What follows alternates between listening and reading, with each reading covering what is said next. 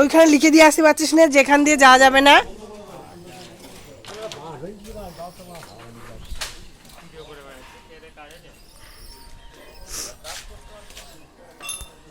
হ্যাঁ আমি তো সেটাই বলছি যে ওইখানে লিখে দিয়ে আসবে, মানুষের হয়রানি হচ্ছে। এই যে এখানে ঝাড়বাতি লাগিয়েছে, প্রথম পুজো কিন্তু খুব সুন্দর হচ্ছে। সবাই দেখুন, সবারই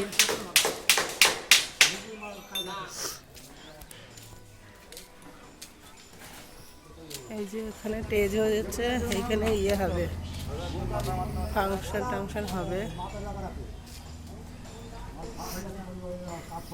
এখনো কাজ চলছে, কাজ এখনো কমপ্লিট হয়নি।